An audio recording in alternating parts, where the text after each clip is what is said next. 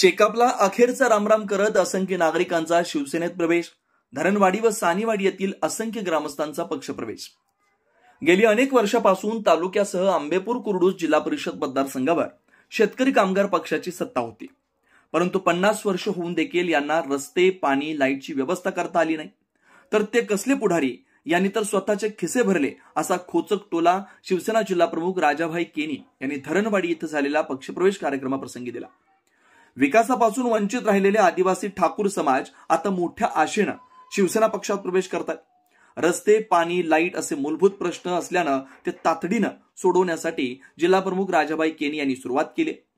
पहिलं काम नंतर पक्षप्रवेश हा असा शब्द त्यांनी नागरिकांना दिला, परंतु जे 50 वर्षात घडलं नाही ते आता 15 दिवसात होत असल्यानं येथील मतदारांनी शिवसेनेचा धनुष्यबाण हाती धरला। दमदार आमदार महेंद्रशेठ दळवी यांच्या मार्गदर्शनाखाली जिल्हा प्रमुख राजाभाई केनी आणि रसिकाताई केनी यांनी या मतदारसंघात विकासाची गंगा आणल्यानं प्रत्येक वाडीवर रस्ता, पाणी, लाईट देण्याचं व्रत उचललंय। त्यांच्या कामावर प्रभावित होऊन धरणवाडी, सानीवाडी येथील असंख्य ग्रामस्थांनी शिवसेना जिल्हा प्रमुख राजाभाई केनी यांच्या नेतृत्वात शिवसेना पक्षात प्रवेश केला। शिवसेना जिल्हा मध्यवर्ती कार्यालयात दिवसातून 3 वेळा पक्षप्रवेश होत असल्यानं आता विरोधकांची थंडी उडाली। आता जिल्हा परिषदेवर रसिकाताई केनी यांना पाठवायचं असा निर्धार आंबेपूर कुर्डूस जिल्हा परिषद मतदारसंघातील मतदारांनी केला।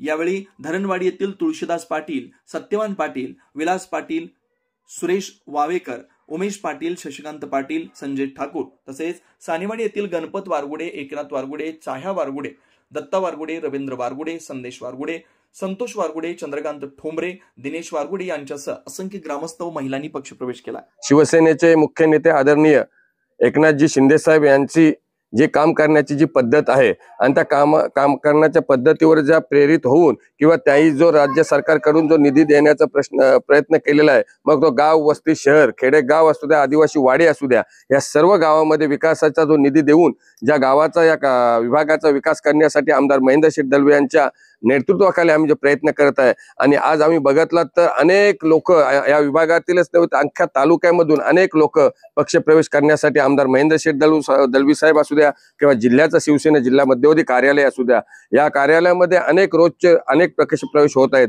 आता सुद्धा 1 तासानंतर आमच्या शिवसेनेच्या मध्यवर्ती कार्यालय हेमनगर येथे सुद्धा मोठ्या स्वरूपात पक्षप्रवेशाचा कार्यक्रम आहे आणि हे सर्वच विकासावर खुश होऊन किंवा विकासाच्या बाजूने ही लोक पक्षामध्ये प्रवेश करत आहेत। त्यामुळे सर्वच या कार्यकर्त्यांचा विभागातील तालुक्यातल्या सर्व कार्यकर्ता आम्ही पक्षामध्ये स्वागत करीत आहोत।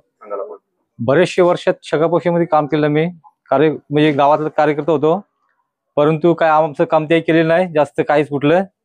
आणि आज आम्ही 4 दिवसापूर्वी आलो राजबाईशी, ते आम्ही सांगितलं आम्हाला पाणी पाहिजे, पाण्याला त्यांनी पाईप टाकले, आता आम्ही ती लाईन चालू करू, परत आमचा गलीचा रस्ता होणार, आमचे गाव तारशी टाकी पाण्याची होणार, गटराचं काम होणार, गली रस्ते होणार। आम्ही आनंदात आहोत आणि याच्या पुढे पण आनंदित आहोत आणि शिवसेनेत कायमचेच राहणार, हे आमचे शब्द आहेत। नमस्कार, मी सुरेंद्र शिंदे, मुक्काम वडवली, पोस्ट पॉइंटर, तालुका अलिबाग। मी पूर्वी शका पक्षाचा कार्यकर्ता होतो। त्या पक्षामधून मी पंचायत निवडणूक लढलो।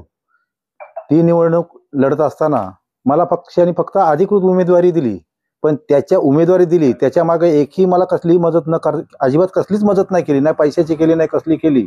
आणि मी स्वबलावर निवडणूक लढलो।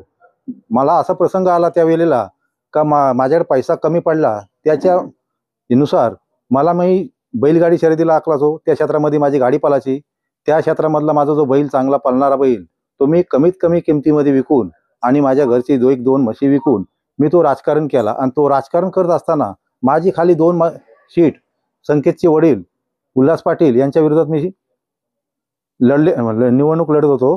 तर त्यावेळेला माझी फक्त 2 मतांनी सीट पडली। त्याच्यानंतर गेली 5 वर्ष मला त्या पक्षात एकही शब्दाने विचारला नाही। 5 वर्ष गेल्यानंतर का पप्पू शेटणी या पंडित शेटणी, बाबा तुम्ही आता पडलात तर तुमचा पुढचा निवडणं कसा काय, एखादा कुठला तरी काम द्यावा किंवा कुठला तरी एखादा प्रतिनिधित्व द्यावा, हे कुठलाही न पक्षाने विचार करता तरी सुद्धा मी मागच्या वेळेला मला त्या पक्षातून डावलण्यात आला। त्यानंतर मी रागाच्या ह्याच्या स्वरूपात मी अपक्ष फॉर्म भरला। अपक्ष फॉर्म भरून काही न करता मी 109 मतं घेतली भाई, आणि तरी सुद्धा त्या पक्षाने माझ्याकडे दुर्लक्षच केला। आणि आता 1-2-4 दिवसापूर्वी मला ऑफर आल्या का तुम्ही कुठेही जाऊ नका, तुम्हाला जे काही तुमच्या समस्या असतील त्या पार पाडू, पण मी त्या गोष्टीला मला त्या पूर्वीपासून रागच होता आणि त्यानुसार मी त्यांना स्पष्ट सांगितलं, आता मला काही कसलीच आम्हाला तुमची आवश्यकता नाही. ज्या वेळेला मी प्रसंगात होतो त्यावेळेला मला कधीही तुम्ही विचारणा केली नाही आणि आता जो निर्णय घ्यायचा आहे तो माझ्या मनापासून घेतो आणि मी माझं काही थोडेफार संगतदार त्यांना घेऊन आलो. माझे भरपूर काय होते पण त्या कामाच्या अभावी मला त्यांना आणता नाही आलं. त्यासाठी मी आज जो निर्णय घेतला, मी आता ह्याच्यापुढे कोणाचाही ऐकता न दुमसता आणि निष्ठेपूर्वक आणि जातीने मी राजाबाईंच्या पाठीशी असणार आणि त्यांच्याच पक्षाचा खात्रीपूर्वक काम करणार